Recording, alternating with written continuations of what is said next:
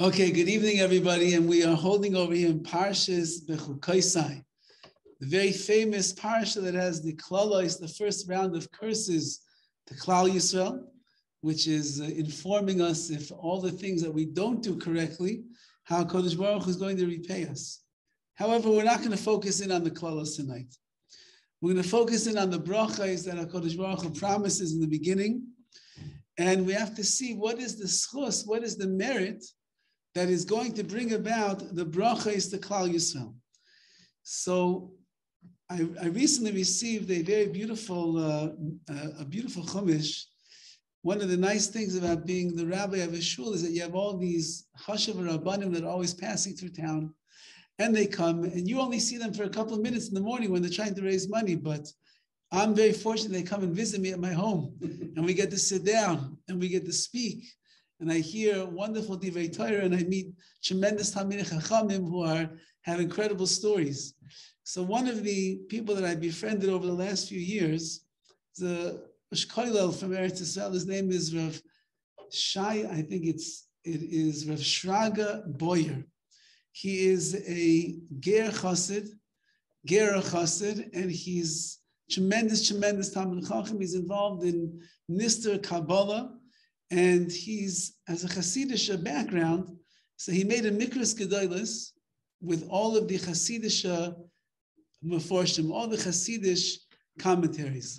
It's called Ma'orei HaChasidus. And he's been telling me about it for a while. And he said, the next time I come, the whole set will be finished. I'm bringing you a set. So he just brought me a set, just in time for the shir.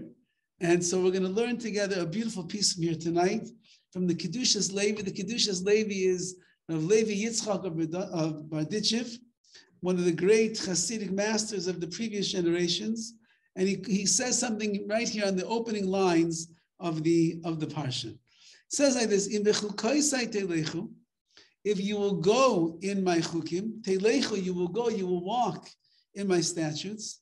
V'es mitzvosai tishmaru, and you will guard my mitzvos. Then says the Torah." There's a lot of commentaries here. Then says the Torah, "V'asisim oisam," and you will do them. So again, it says in the parsha, if my chukoisai, if my statutes you will go in, you will walk in, and my mitzvahs you will guard, v'asisim oisam, and you will do them. So the Kedushas Levi is bothered by the following. He said, if the point over here is to teach us that you have to guard the mitzvahs, and then as the Torah continues to reveal, all of these tremendous brachas, these great blessings will end up coming to you. So then the verse is like superfluous in the words that it says. Because as the Kedushas Levi writes, it could have just said,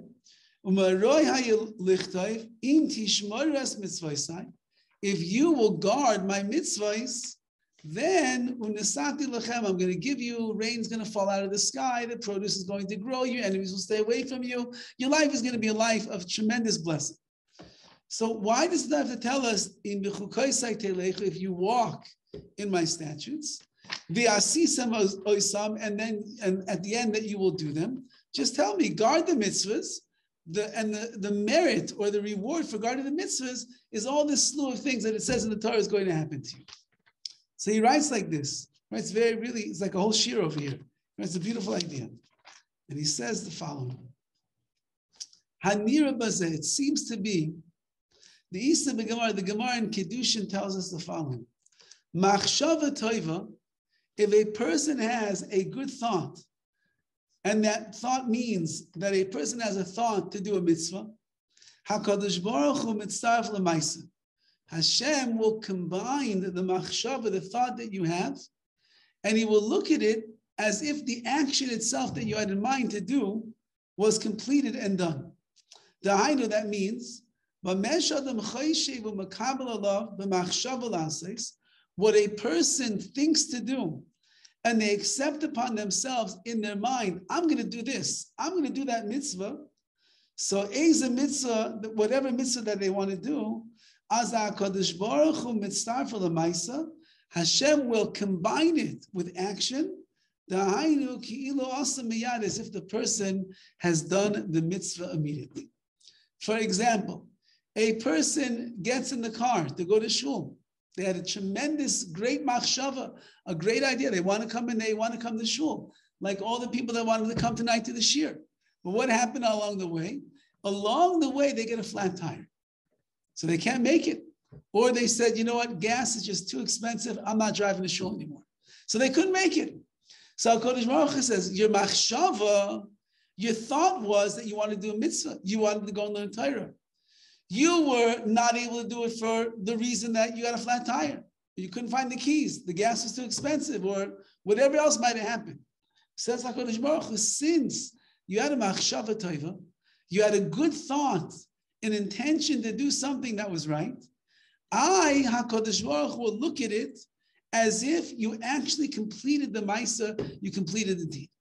So a Jew is so powerful that even without getting to the finish line, they still get the merits as if they did the mitzvah itself. I have a machshava. Machshava is the thoughts, defines the person for who they are. Machshavas tell you a lot about the person, right? If you ever want to know about somebody, listen to the things that they say, listen to what they talk about. From the things that they talk about, like Rabbi Yonah says, Rabbi Yonah writes in Mishlei that the things that a person will end up praising, the things that a person talks about, that is the expression of the essence of who that person really is. So the machshavas, the thoughts that a person has in mind, are what are the defining aspects of who they are. In Cain, if that's the case, as HaKadosh Baruch Hu, you had a good thought, you wanted to accomplish, you wanted to do something that was good, and you were withheld from doing it for one reason or another. So I will look at it as if you did the mitzvah already. All the more so. So if a person actually does and performs the mitzvah, be'emes, sincerely, b'li shum peniya, without any ulterior motives that are involved, a person through the performance of the mitzvah will come to a much greater level in their spirituality. It will bring them to do and perform more mitzvahs. And if a person then does another mitzvah, what will happen then? They'll come to even a higher level.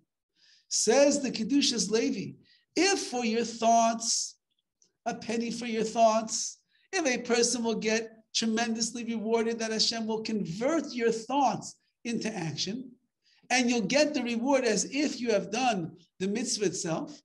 So then imagine what happens to a person who sincerely performs the mitzvah at hand. Obviously, that's greater than the machshava, greater than the thought, and it will bring a person to a higher level in the ruchnis and the avodas Hashem. Once you get to a higher level, there's a new avenue of mitzvahs that are waiting for you, and then you will go into a new world of mitzvah observance. So, what does that have to do with the beginning of our parsha? Says the Kedushas Levi, "Ulefi zeh nikra tzaddik bebechinas mahalech." A tzaddik, a righteous person, is called a mahalech. He's called someone that is walking, someone that is traveling. Because he is always traveling, he is always walking, he is always moving from one level to the next. The goal of Yiddishkeit is that a person better be moving. And you have to know you better be moving in the right direction. And the proper direction for a person to move in their Yiddishkeit is they're going from madrega to madrega, from one level to the next level, and they're always striving to go above and beyond where they were before. Chazal tell us, one mitzvah brings about another mitzvah. What does that mean? That means that since that I'm doing one mitzvah right now, I'm traveling in the world of mitzvahs, and I'm moving up to another level, When you get to the next level, there are new mitzvahs that are waiting for you. It's not the same as you increase your levels of Yiddishkeit. So it's not the same shachris that you had 5 years ago. We certainly hope not. It's not the same learning that you were doing 10 years ago. We certainly hope not. It's not the same tikkun amidos, working on my character traits and breaking the bad traits that I did a year ago or 2 years ago. As a person is a haylech, they continue to move and they continue to ascend new madregas, new levels that we have in Avodas Hashem. So then one mitzvah will bring about another mitzvah. You will then be able to consume and you will begin to fulfill and perform a new slew of mitzvahs that are there in front of you. A person is always supposed to be moving. And the movement that we're supposed to have is in the right direction. There's nothing more devastating to a parent than when they will see in their infant, in the child, the infant child that doesn't move like all the other children. If a parent will see that the child isn't moving, doesn't grow the same way, doesn't advance in certain regular infantile things like the sitting up or the moving the neck or making noises, then they know that unfortunately there's something that is not right with this particular child because he's not moving, he's not growing. A Jew who goes through life and doesn't grow and doesn't move and is not a mahalach, is not moving in that right direction, there is something wrong with that Jew. Because a Jew is known as a mahalach. They are known as people that are moving. Angels, malachim, they are known as ayimdim. They are standing in place where they are. An angel does not grow. An angel does not reach a new madrega, a new level than what it was on. A malach is created by HaKadosh Baruch Hu to do its mission, to fulfill its task. That's all that it's here to do. And therefore, there is no growth. It can't go to another level because the next level, there's a different angel that's there already to do its own bidding. As we know, Chazal tell us that one malach, one angel, cannot do two different shlichus, cannot do two different missions. Each angel is given its own mission, and that's all that it does. A Jew is not like that. A Jew has a big mission, a big job, a very big task that we have to fulfill in this world. And the goal is to continue moving from one madrega, from one level to the next one, to the next one, the next one.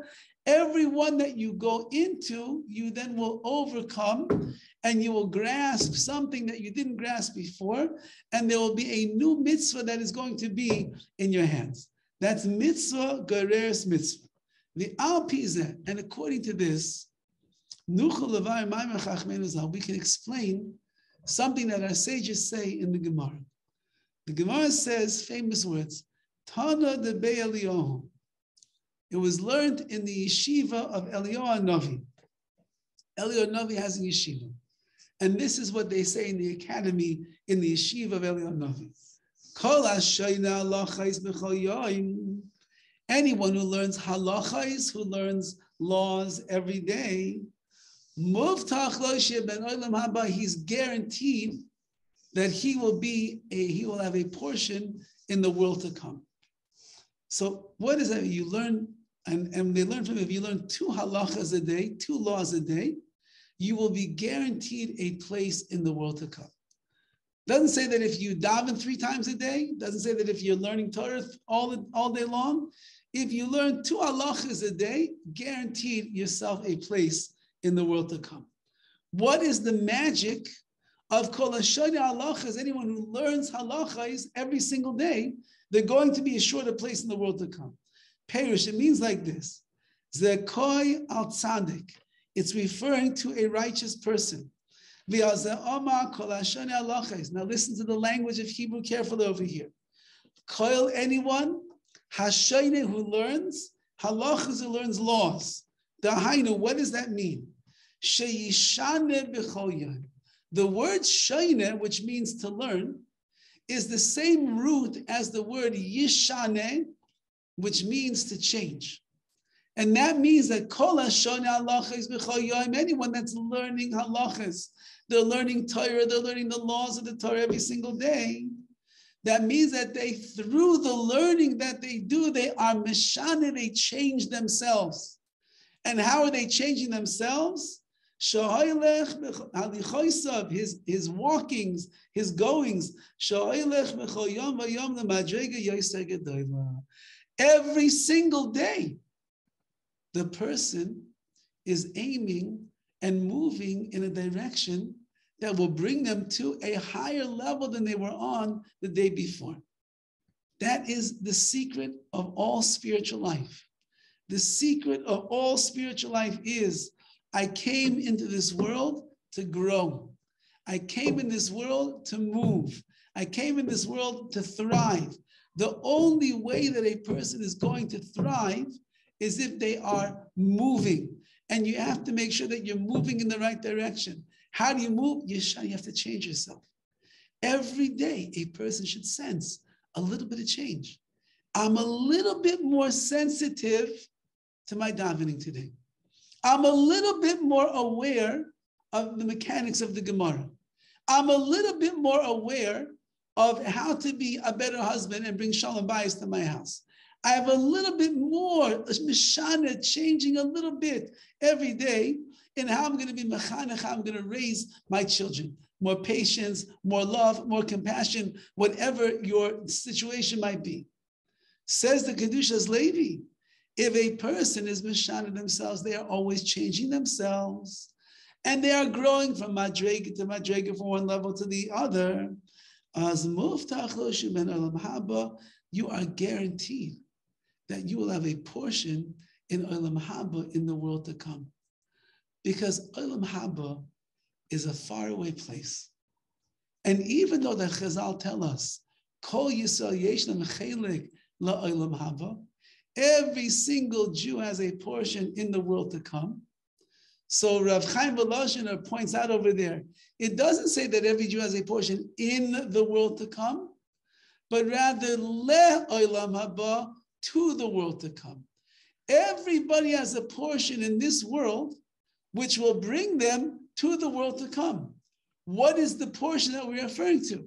If a person will recognize what their mission in this world is, and they will recognize that HaKadosh Baruch Hu equipped them with all of the tools that they need to reach the highest levels possible, and they will work, and they will work, and they will work, and they will work, then they will earn their portion to the world to come.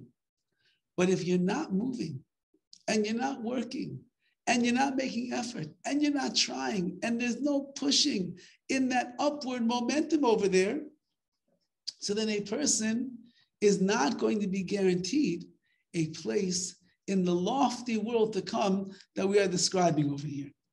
Fine, all nice, but the Kedushas Levi still has not told us what does it have to do with the Parsha. Remember, the Kedushas Levi said that if you look at the first line in the Parsha, there's a lot of extra words. It could have just said, Im Tishmu, es mitzvahs, you will guard my mitzvahs. So then I'm going to give you all the brachas that come afterwards. So this is what he says. Why does the Parsha start off with that you will walk in the ways of my chukim? If you will cling to my mitzvahs, then you will be a person that is a mehalech, someone that is moving. Because you think about it, HaKadosh Baruch Hu, it was asked in many different places, HaKadosh Baruch Hu could have given us a small amount of mitzvahs to accomplish in our life. He could have filled our day. Imagine you go to a job and the boss tells you, in order for me to hire you, I need to know that you can do 613 different activities every single day. Which person in their right mind would accept such a job upon themselves? Because they would tell you it's nearly impossible to do such a thing.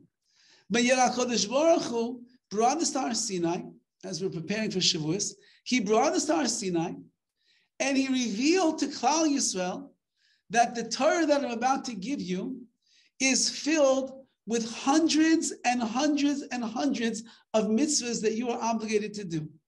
And within all of these 613 mitzvahs that there are branches and offshoots of those mitzvahs. So it works out, literally there are thousands of mitzvahs that a person is going to have an obligation to do in their life.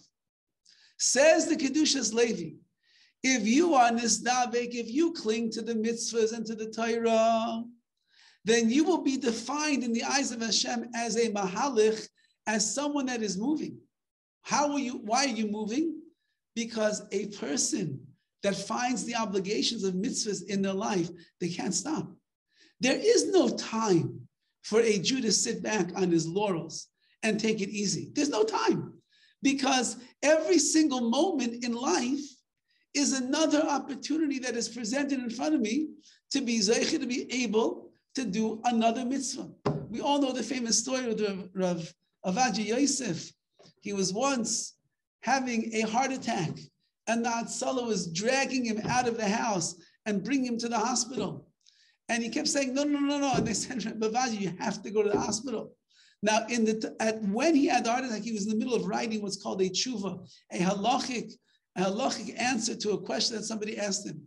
They got him to the hospital, and he said, take me home. They said, you're having a heart attack. Take me home right now. We can't. Take me home. Why? He said, I was in the middle of writing a very important response to a woman who was going to become an aguna. She was going to become a woman that would never be able to get married again. And if I don't finish that tshuva, if I don't finish that response, she'll never be able to get married. Take me home before you deal with my heart. And so they put Rabbi Avadia back in the ambulance, and they drove him back to his house. And he took the tshuva and he finished writing. And then he said, okay, take care of my heart right now.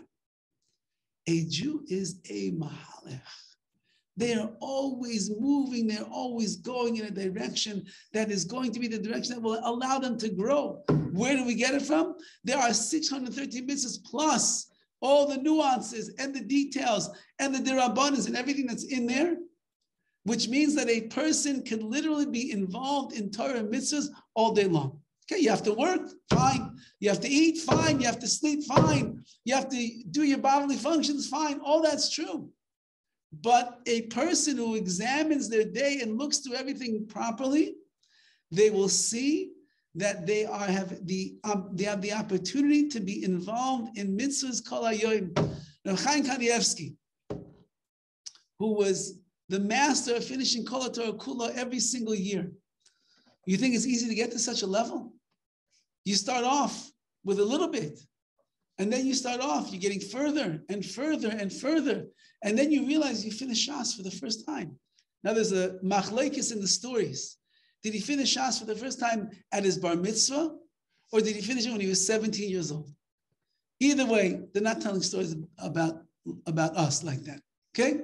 17 or 13 years old. So he finished when he was 13. Let's say he finished when he was 17 years old. That's the first time that he finished Shas. That's only one Shas. That's only Bavli. Then he decides, you know what, let me embark on Yerushalmi, the Jerusalem Talmud. Then whatever, when he's 20 years old, he finishes that for the first time. It seems like from his writings, possibly even earlier than that. And then he says, you know what, there's Bavli, Yerushalmi, Sifri, Sifra, there's Midrashim, there's Tanakh, all of Nach, there's Rambam, there's Shulchan Aruch, there's Mishnah Brewer, there is Zohar. Says Rav Chaim Kanievsky, let me just try. And every day, he conquered more and more and more and more and more until he got to the point, I don't know how many of the last decades it has been, that Rav Chaim Kanievsky every single year was finishing Kol HaTorah Kula. It doesn't come overnight, but it comes if you're a mahalech.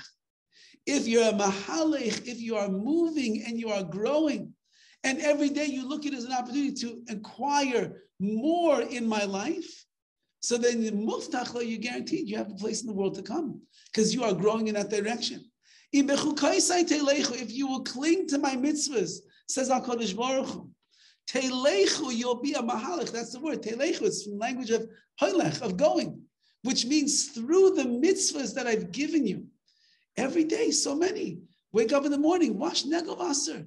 You start off first thing in the morning, you open your eyes. The first words out of your mouth, Maidani levanecha. Got a mitzvah. You're already moving in the right direction. Wash your hands, moving in the right direction. Get dressed in the right way. You know that there's halachas how to get dressed. There are halachas how to get dressed. Top goes on first, right, then the left, then the bottom, right, then the left, then your shoes, right, left, tie the left, tie the left. There's halachas to everything. So you're already, from the moment that you woke up until you just get downstairs or out the door, whatever it is, 15 minutes, 20 minutes, half an hour, how many mitzvahs you were makayim already in the beginning of the day. Not to mention, you come to shul, you put on your talis first, and you have to put on your tefillin, and you have to know the arm goes on, and then and then the davening, and then the brachas, and everything that's there. Imagine a person comes on time, how much more they could say. And then they go through and they learn it. The whole day is a person being a mahalach. They are walking in the right direction. On this, that Rav Chaim Kanievsky wanted to conquer Kol HaTorah Kula in the early years. He said that there was once a day that he really was not feeling well. And like, I don't know, high fever, very shvach, very weak. He was not feeling well. And he said to himself, listen, I'm not feeling well today. If I learn my regular daily quota, his choivos as he would call them, so I don't have the energy, my mind is not as focused, the learning is not going to be so great. So maybe I should just wait till tomorrow. I'll feel better tomorrow. And tomorrow when I'm feeling better, I'll learn 2 days in 1 day. I'll skip out today, tomorrow I'll learn double.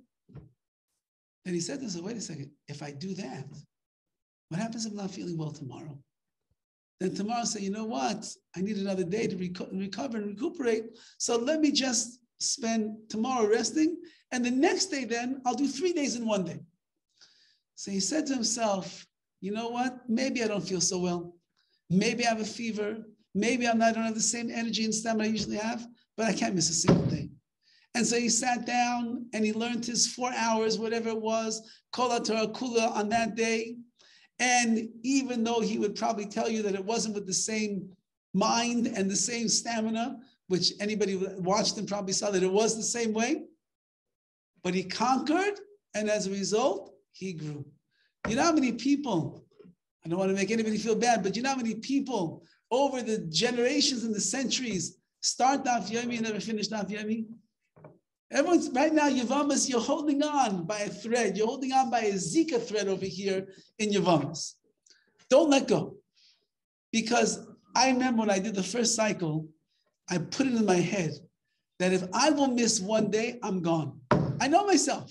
If I will miss 1 daf on the day that I'm supposed to learn it, I know myself, I'll miss 1 day, I'll miss 2 days, I'll miss 3 days. Next thing I'll be finished. And at some days, that's the beauty of giving daf yomi shir. Got the daf in by 9 o'clock. Wow, that's great. But on those days that I was learning by myself, there were literally mornings at 3 o'clock in the morning. I had not yet learned the daf, and I said, I just cannot go to sleep right now because if I do, it's gone. Daf yomi is over. A person has to be a mahalach. They have to be moving. Whatever your choice of learning is, just learn it daily. Every day there's got to be that learning. Every day there's got to be that davening. Every day there has to be that mitzvah that you connect with. Chesed. I think it is that the Manchester Rosh Hashiva, so the Manchester Rosh Hashiva, he said there should not be a day that goes by in your life where there's not Torah, tefillah, and chesed that you do. So when he used to come into the Beis Midrash in the morning, he would get there very early. He used to go to the sinks where everybody would come to wash their hands, and he would fill up all the negovasa cups, all the cups of water. He said, I have to start my day with chesed. And so every day you see this old royal Rosh Hashiva with a white beard down to here, who has all of the Torah on his fingertips. He would walk and he would turn on the water, fill up all the cups. And that way when the Bachur would come in, however many minutes or hour later, everybody would be able to wash their hands in his schus. Every day, a person has to be involved in these things. If you are, says the Kedushas Levi, so then you are defined in the eyes of HaKadosh Baruch Hu as a mahalich, someone that is moving. the es mitzvosai tishmara, and my mitzvahs you should guard. And he says, Oin ani oimer, I'm telling you, bim shetishmu es mitzvosai, if you will guard my mitzvahs, kloimar, beim shetechashvu laseis mitzvosai, if you will think about doing my mitzvahs, even though you have not yet done it, you thought about it. It's good to think about mitzvahs. Even when you're not in the midst of doing a mitzvah, it's good to think about the mitzvah that you could do. There's one of these beautiful things they keep saying about Rav Zechariah Wallerstein Zatzal, is that the minute that he would finish one thing, he was already dreaming and thinking about what's the next thing that he's going to do for Klal Yisrael. The minute that one event was over, he's walking around the event and says, okay, now we got to do this. And when he did that one, okay, now we have to do this. His mind was always thinking about what could I possibly do to make Klal Yisrael a better nation. Says the Kedushas Levi, that's what Chazal are telling us. Think about mitzvahs. Think about the mitzvahs you want to do. Think about maybe the ones that are beyond you right now. That means even if, let's say, for example, a person, there's a mitzvah that he's always been in his mind, he wants to accomplish, but it's beyond right now. You just cannot get there. You're not on that level. You're not there in that place. You're not, whatever the reason is. Think about it. Think about doing the mitzvah. Like I think about the camping trip this year, and I hope that HaKadosh Baruch Hu will combine my thoughts to the mice itself. Maybe I won't have to sleep in a sleeping bag in a tent. I don't know. But it says the Kedushas Levi, if you think about mitzvahs, if you think about a mitzvah, HaKadosh Baruch Hu says, I'm giving you the reward as if you did the mitzvah. If your mind is absorbed in the world of mitzvah performance, that's what you think about. That's what you want to do. That's what's on your mind. That's what occupies you when you're driving down the street. You're thinking about which mitzvah you could do later today, even if you never get there. Because Baruch Hu says, I see what kind of person you are. You're a mitzvah boy. You're a mitzvah girl. That's what you like to do. I'm giving you the reward as if you've done the mitzvahs.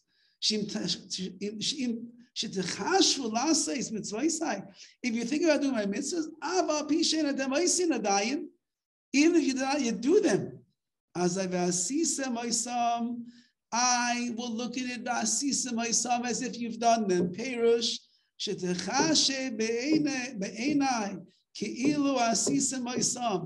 I will look at them in my own eyes, says Hashem, as if you already performed them. Why? Like we said, a person has a good thought in their head. HaKadosh Baruch Hu mitzvah for the Maisa. HaKadosh Baruch Hu combines them to the action itself. So now let's look at the verse again, the way that the Kedushas Levi is explaining what it means. If you're a person that is clinging to the mitzvahs, and clinging to the mitzvahs means you're involved constantly in your life in doing more and more mitzvahs, so then you are telechu, you are going, you are in the category of a mahalich, someone that is moving, and you're moving from madrega to madrega, from one mitzvah, from one level to another, and you're getting closer and closer to HaKadosh Baruch Hu. V'yes mitzvosai tishmaru, and if the mitzvahs you will guard, says the Kedushas Levi, what does it mean that you will guard the mitzvahs? It means you have the intention to keep all of the mitzvahs that you possibly can. And therefore, if you're in thoughts and your mind is in that direction that I want to do this mitzvah, I'd like to be involved in that mitzvah, I'd like to help out with this project, whatever it might be. So then that's the end of the pasuk is Va'asisa Maisam. Even if you did not yet do the mitzvah, HaKadosh Baruch Hu will give you the merit and the reward as if you've done the mitzvah, which is a tremendous hope for every single person. You're not going to fulfill all 613 mitzvahs in your life. You can't, because there are some mitzvahs that belong to the Kohanim, some that belong in Eretz Yisrael, some that belong in certain people. Hopefully, no one's ever going to do chalitza, right? Because there are some mitzvahs you cannot do. But if you study the mitzvah, if you learn about the mitzvah, if you wish that you could do the mitzvah, So then HaKadosh Baruch Hu will make it as if you have done the mitzvah, as if you performed it. That means I'm here in Bechukosai Telechu. I'm in the world of dveikis, of closeness to the mitzvahs, and therefore I'm going from one level to the other because my whole day is filled up with them. And whatever I cannot do, if I'm thinking about them, I'm getting the reward for all those mitzvahs as well. I remember several years ago when there was the massacre in Har Nof.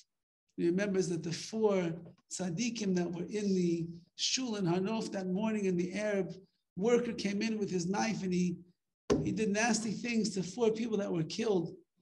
So one of the tzaddikim that was killed was Rav Moshe Twersky. And Rav Moshe Twersky was a Rebbe in Toras Moshe, and he was a very special, unique tzaddik of a person. Most people had no idea the giant levels that he was on. He concealed himself from a lot of people. His wife, of course, knew, many of his students knew that certain lofty levels that he was on, but more or less, he looked like a pasha, like a regular yid walking down the streets of Har Nof. So at the Shiva house, they mentioned several times, because if you remember, Chili Birnbaum he was a Talmud, he was a student, and he was there at the time in Eretz Yisrael, and he went to the Shiva house a couple times, and he called me after one of the times because he wanted me to hear what was going on over there. And he told me that they had mentioned that their father, who had passed away, Rabbi Twersky, one of the mitzvahs that, whatever the reason was, that he was intrigued by, was a person that would die al pi kiddush Hashem. A person that would die for the sake of Hashem was a mitzvah that intrigued him very, very much. And he spoke about it, and it happens to be apparently like one of the last shmuzim that he had in yeshiva that he spoke to me about was what a schus it is for a Jew to be able to die al pi kiddush Hashem. And they found in one of his svarim that on the shelf that was there, they opened it up, and the marking place in the book was right about this mitzvah over here. So he had this unusual curiosity about the mitzvah of dying al pi kiddush Hashem. And when he died, it wasn't just kiddush Hashem. As they were quoting from different chazal that says that the greatest kiddush Hashem is if a person dies because they are a Jew. That's kiddush, that's dying al pi kiddush Hashem. You get killed, you die because you are a Jew. The Holocaust was filled with stories. They died, everyone, that's why everybody that died in the Holocaust, straight to Gan Eden. Because they all were killed because they're Jewish. Therefore, there's no greater sanctification of Hashem's name in those areas. But he didn't just die because he was a Jew. He was a Jew that was wrapped in talis and tefillin. And he was a Jew that was wrapped in talis and tefillin. And he was in the middle of davening Shmoneh Esrei. So at the height of the beginning of the day, which he'd already woken up and he'd gone to the mikveh that morning, and then he came to daven, and his mind was clear. Who knows if he even spoke to anybody in the morning, and he went and he davened HaKadosh Baruch Hu. In the midst of one of his brachas of Shmoneh Esrei, his life was taken. So if a person desires, again, whatever his reasons were in his tzidkus and his righteousness, that's the mitzvah that was intriguing them. But whatever your desire is in mitzvahs, HaKadosh Baruch will help you find a way to be able to fulfill the mitzvahs in the right way. If you never get there in the physical world, at least as HaKadosh Baruch you have it in your mind, I'll give it to you. Why do we learn about karbanos? Why do we say karbanos? Some people say karbanos every single morning by mincha. Why? Because if you learn about them and you say the words and you think about what a korban is, HaKadosh Baruch Hu, ilu, it's as if shikar of karbana, that you brought a korban on the mizbeach. So every person has the ability in their day-to-day to be able to be nistamik, to cling to the mitzvahs, and you'll do whatever it is that you possibly can. And we have to push ourselves, and in that way, you're mahalach, you're going from one madrega to another, from one level to another. And remember, every new level that you reach opens up a new world of mitzvahs for you. Think about some of you from the beginning days to where you're holding right now. You know that in the beginning days, it was hard not to tear the toilet paper on Shabbos. in the early days, it was hard to say, okay, in the house I'm kosher, well, outside the house, okay, we'll just get salad or fish, or slip in a little meat when your wife's not looking. That's the early days. But you have grown from madrega to madrega, from one level to the next level. Those aren't your mitzvahs anymore. It's not a challenge to keep Shabbos. It's not a challenge not to eat tray food. It's not a challenge to wake up in the morning and put on your talis and daven together with us. It's not a challenge. You advanced, you graduated from that level. So in your world of madregas, of levels, there's new mitzvahs, there's new ideas, there's new things that you can possibly do. That's a sign of a healthy Jew. The sign of a healthy Jew is someone that's growing. They're moving. They're going up and up and up and up and up. Yeah, we fall sometimes. And we have our hurdles and our stumbling blocks that we have to overcome. All that is true. But in general, a person that's holding in the world of Torah mitzvahs, they're moving up. And then he writes, and even if you can't get there, but you think about it, and you want it, and you'd like to be there, I'll be mitzvah, I'll combine. Not the person who says, Ani dati belev. Yeah, I'm religious in my heart. Now, that's what we're talking about. That HaKadosh Baruch Hu says, let's stand up and go do something about it. Yeah, that's not what he's talking about. He's talking about a person that is a religious person and is always dreaming and thinking of the other mitzvahs they can do, and therefore they will move themselves into the right direction. So I want to leave you off with a story tonight that is the idea of what, in fact, a person could really accomplish if they will just put their minds to it, the madregas that they could end up reaching. Just right before COVID, in January of 2019, that's COVID, yeah? 2020. So in January of 2020, there was the Grand Siyum HaShas in MetLife Stadium in New York. I had the schus to be there. I have to tell you, it was something that I've never seen before. You're talking about nearly 100,000 Jews all together celebrating the simcha of Torah, the joy of what Torah is. And that's the truth of the matter is that siyum is why we have a Daf Yomi shir, because I was ready not to learn I was ready not to learn Daf Yomi a second time around. And I got so inspired by the siyum, I decided, okay, if there'll be a shir, and I have to prepare every day and I have to give shir, then we'll end up having Daf Yomi. And you have not let me down. Maybe everybody let me down for this year, but you haven't let me down for the Daf Yomi shir. And you, Baruch Hashem, you continue to come day after day after day after day. So that was a very awe-inspiring moment. And the way that it worked over there, everybody's sitting together. Mostly, you're there with, I was there with my son, Leib, and, we knew a few people from LA over here and there, saw some other people I knew from New York. Saw Daniel Sachs when I was there with his father-in-law, Michael. So we saw people. But most of the people you don't know. But you're like all in the brotherhood together. You're there, you're singing, you're dancing. It's incredible. It's unbelievable what's going on. So in this particular siyum, so there are a very large contingency of Yidden came from Mexico. As the Torah learning has increased tremendously over there, there are a lot of people that were making siyum on Daf Yomi, and they wanted to come and see it, and they traveled in. So there was a fellow that was there, and his name is Reb Shimon El Yakun. And Reb Shimon was sitting in his seat, and he looks next to him, and there's an old Yid, about 90 years old, sitting next to him. And as the music and the dancing breaks out, so everybody's standing up, and this Reb Shimon is dancing with the old man. Of course, you imagine the old man is not dancing so much, but they're dancing together. And he sees that the old man is just looking around everything, and he's crying. So Reb Shimon says to him, he says, tell me, what are you crying about? They could be crying about a lot of things. But he tells him over the following story. And he says, many years ago, I grew up in the city of Lublin.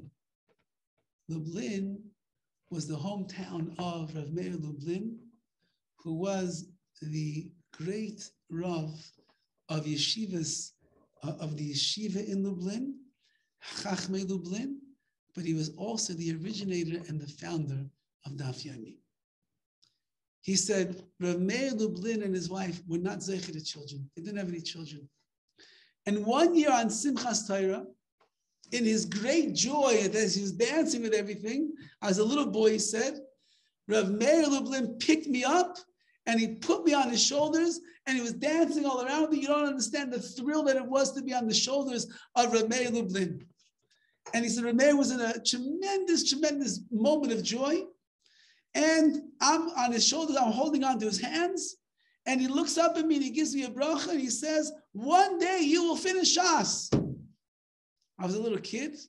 I knew that he gave me a bracha. I didn't understand the extent or the power of that bracha, but I answered Amen.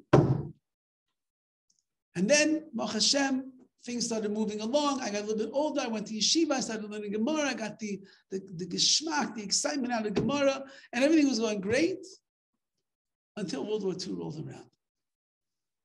And he said, World War II came, the Nazis, they came in, and he said, I lost everything in that war. My family, my parents, siblings, everything.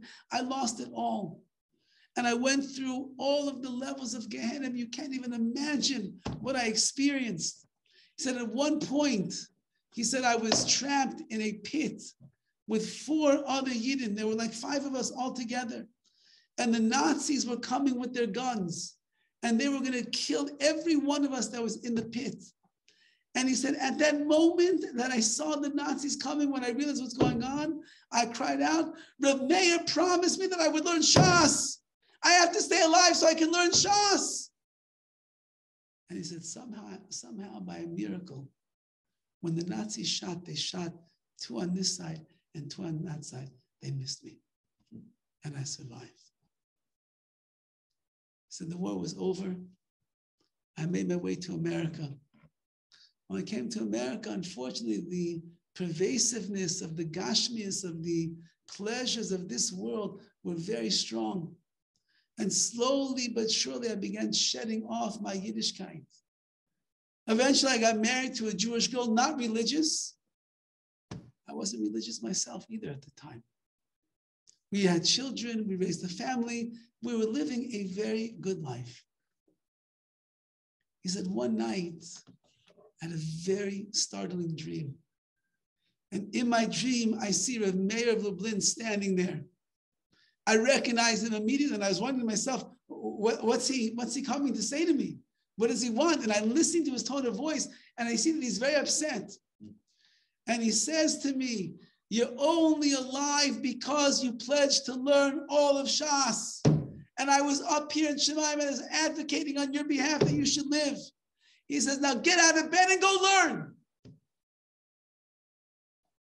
I woke up from my dream and I couldn't go back to sleep. It was like Rav Meir Shapiro of Lublin was standing right there. And he said, I began to think about my life.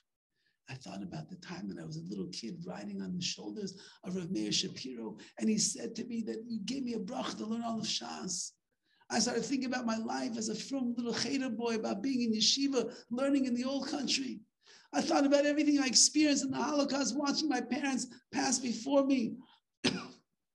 I remember that time that I was in the pit and I cried out that a Meir Shapiro promised me that I'm going to learn all of Shas. You have to let me live. And I realized at that moment that the time had come that I have to start moving in the right direction and making the changes. I told my wife about my dream. I explained to her about my past. I gathered in our children and I told my children as well who their tati really was, the kind of life that I came from, what it means to be learning, and the dream that I had of Meir Shapiro of Lublin to learn all of Shas. And he said, we all became so inspired. Not only did my wife and I change and become frum, all of my children and their families followed along, and we all became frum. Why am I crying today? Because today is the siyum on Shas that I promised Rav Meir Shapiro that I would learn. Today is the siyum. if a person wants to be a Baal Madrega going up and up and up, just go in the mitzvahs.